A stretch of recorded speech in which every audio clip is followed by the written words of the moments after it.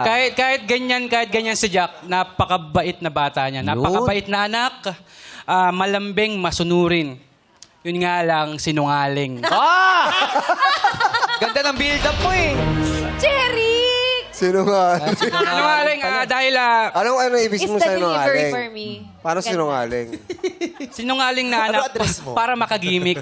Paano sinungaling? 10 hako. Tatakas, ganun ba yan? Makatakas. Kasi kahit anong paalam ni Jack, kaya magpapaalam siya, pero in the good way, pero hindi niya sasabihin nagigimik ako.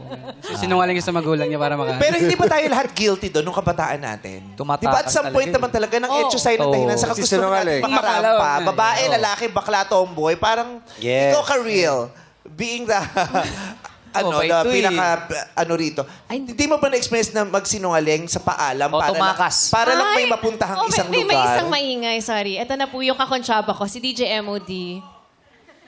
Sabi na MOD, ay, oo. Minate kasi ako dati. So, kailan lang yan? Ayaw ng papa ko. So, kunwari pupunta ako kay DJ MOD. Pumunta naman ako, nag-spinning ka. Pero ibang DJ yung pinuntahan ko pagkatapos. Pero DJ din. Thank you. Nakikipag-date ka sa DJ. Sabi ko na nga ba, ito ang first girlfriend ni Koki. DJ ko. DJ Koki. Yun. Oo. Yun lang. Thank you. Sorry, Dad. Ay. Di parang parang yung part of growing up, di ba? Yeah.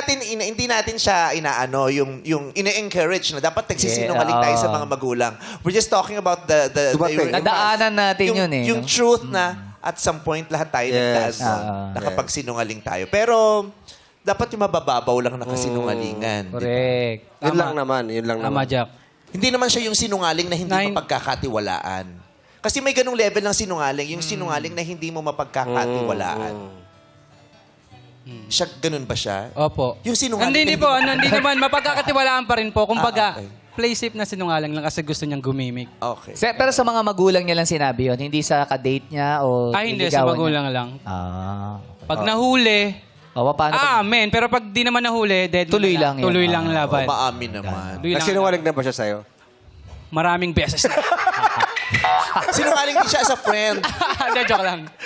Minsan, sometimes. Hindi kailangan kontsaba. Nadaan sa tingin eh. Close pala kay si Jeric eh. Kinakabahan na ako sa'yo.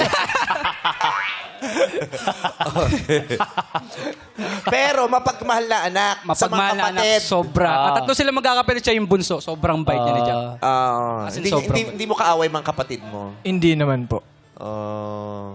Pero mukha siyang sutil sa babae. Bakit?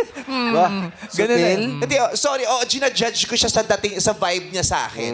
Di ba may ganon? May vibe yung mga tao. Datingan, Oo.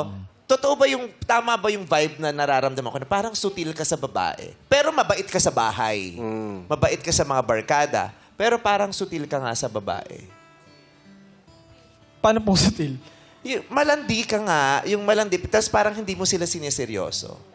Malandi po. Hindi sinungaling. Tama yung vibe. Yeah, tama. Yung Tumawa rin vibe si niya, Jeric eh. Yung ganon.